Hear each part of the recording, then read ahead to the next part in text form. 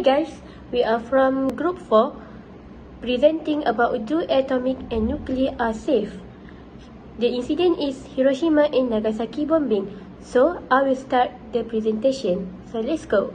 So do you guys know, in recent years, the usage of atomic and nuclear energy have been growing rapidly among many countries such as USA, China, Russia and many more. So, back in 1945, during World War II, the whole world was shocked with the bombing of the atomic bomb dropped in Hiroshima and Nagasaki. So, we will discuss about the usage of each chemical in atomic and nuclear energy, focusing on the correct way and precaution steps when handling it, and also a brief explanation about the incident. And if the world is still using this as an energy source, we might as well learn from the incident, prevent history from repeating itself. So, do you guys know what is chemical using in atomic bomb dropped in Hiroshima? They use uranium-235 in bombing in Hiroshima.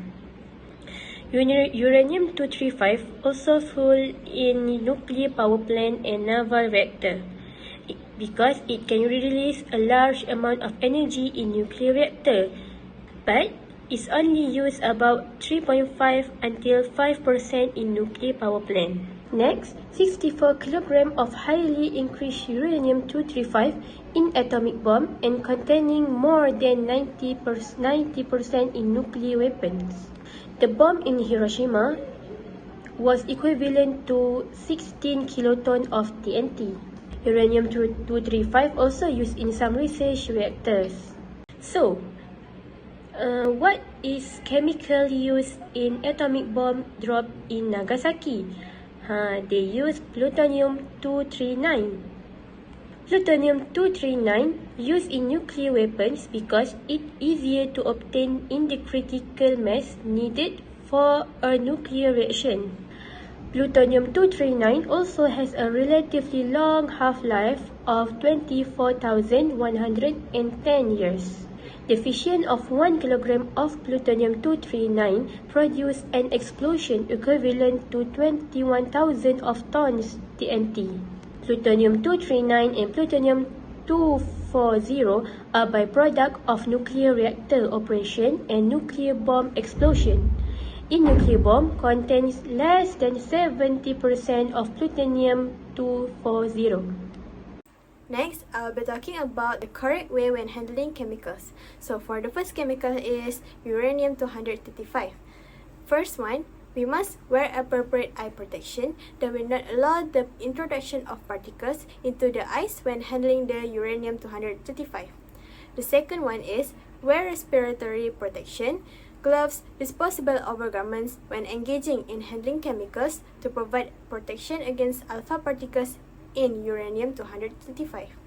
The third one is, after handling the chemicals, we must store it in radioactive materials area, keep storage container tightly closed, and store separately from incompatible materials. And the last one is, we must wash hands thoroughly after handling the uranium-235. Next, the second chemical is plutonium-239. So, to handle the plutonium-239, the plutonium used in operation should be the minimum required for the process, and plutonium not in process should be kept in fire-resistant storage container. Second, the individual should acquaint himself fully with all operation instructions, emergency procedures, and the proper use of personal monitoring equipment and personal protective equipment when handling the plutonium-239. Third, ventilation is also necessary for the removal of dust, fumes, and heat developed in the glove box.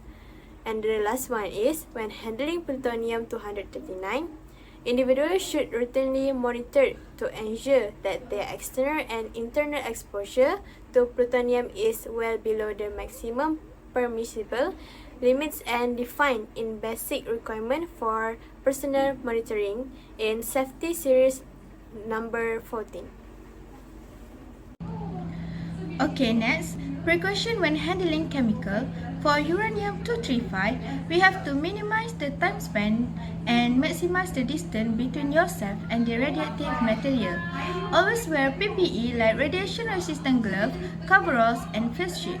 Use respiratory protection to avoid inhaling uranium dust and particles. Next, never handle uranium-235 in quantities or configuration that could reach critical mass around 52 kg for a best beer in normal condition. Always store uranium-235 in shielded and sealed containers to prevent radiation leakage and oxidation. For plutonium-239, we have to minimize the time spent and maintain a safe distance from the material whenever possible. Always wear PPE like double-layer glove, full-body coveralls, face shield, and respiratory protection. Avoid handling in open air to prevent contamination spread. Keep plutonium-239 in subcritical masses, which is below 10 kg for typical configuration. Store and handle the material in geometry that prevent neutron reflection and criticality, such as tin plates or small containers. Lastly, store plutonium-239 in sealed and shielded containers with radiation hazard label made of neutron-absorbing materials. Alright, now we're moving on to the history about this incident, which is Hiroshima and Nagasaki. The bombing in Hiroshima and Nagasaki during World War II marked as the most pivotal and devastating events in human history. This incident not only signaled the first and only time nuclear bombs were used in war, but they also brought about the atomic era, which drastically changed both the nature of battle and world politics. Knowing the background of these attacks, it is essential to understanding the lasting lesson of war and the wider ramifications of nuclear weapons. By mid-1945, World War II has reached its final stage. Nazi Germany had successfully been defeated by the Allies, which is the Great Britain, the United States, and the Soviet Union. In the Pacific, the war was still intensifying despite the loss that Japan faces. Japan still refused to surrender and adhering to a strategy of prolonged resistance. At the same time, in the United States, a top-secret program called the Manhattan Project was underway to develop nuclear weapons. The project, led by J. Robert Oppenheimer, aimed to create a weapon capable of ending the swiftly. By July 1945, the first successful test of an atomic bomb, also known as the Trinity test, was conducted. Alright, now we're moving on to what really happened at Hiroshima and Nagasaki. We start with Hiroshima first. On August 6, 1945, the plane carrying the bomb Enola Gay dropped the atomic bomb known as Little Boy. A uranium gun-type bomb exploded about 30 kilotons of force on Hiroshima. Just imagine how big it is. Upon the drop of the bomb, Hiroshima was home to 280,000 until 219,000 civilians, as well as 43,000 soldiers, and around 90,000 until 166,000 people are believed to be dead from the bomb in 4-month period following the explosions. Further from the deployment of Little Boy, others in Hiroshima survived the initial explosion but were severely wounded, including injuries from and burns across their body.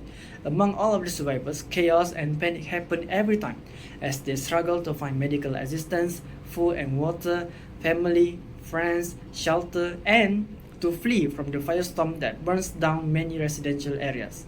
Some of them believe that they have been transported into a hellish version of afterlife. Now, we're moving on to Nagasaki.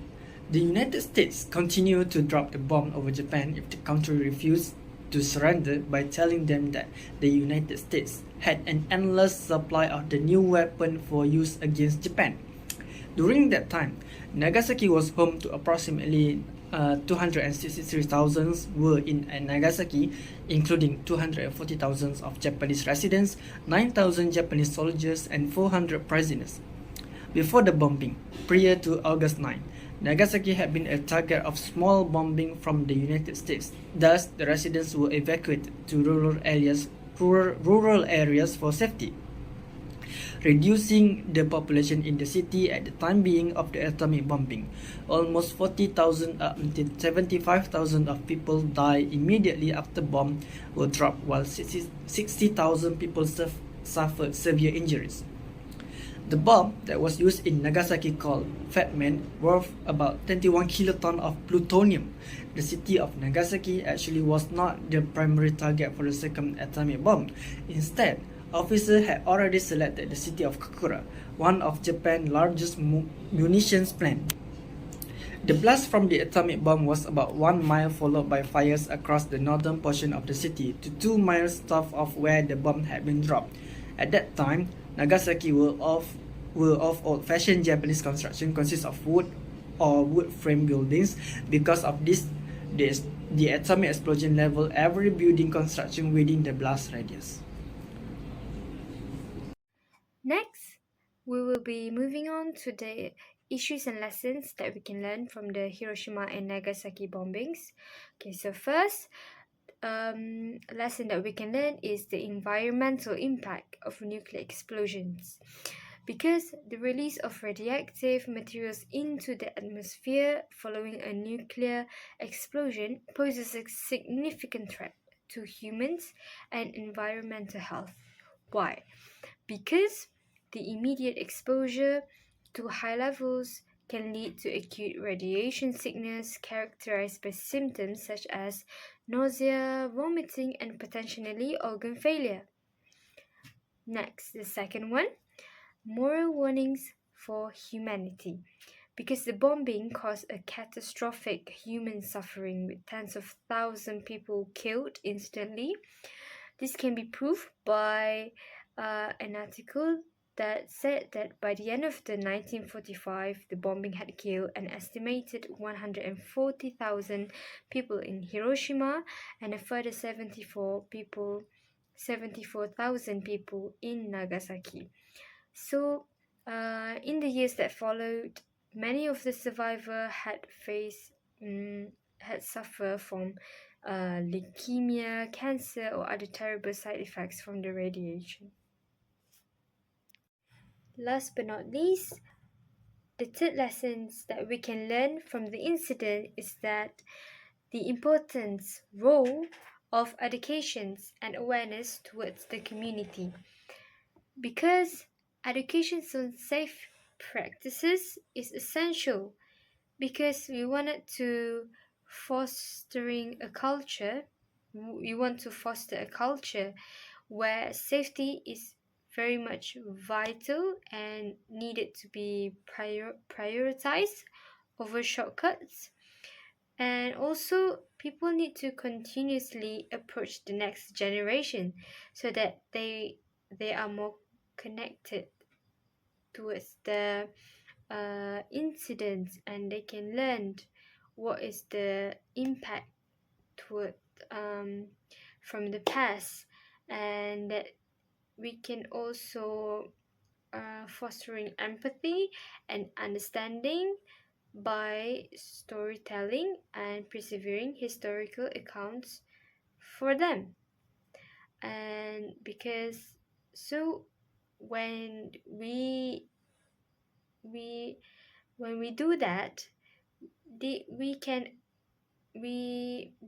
will approach not only honors from to the past, but also empowers individual to advocate for a safer and more peaceful world.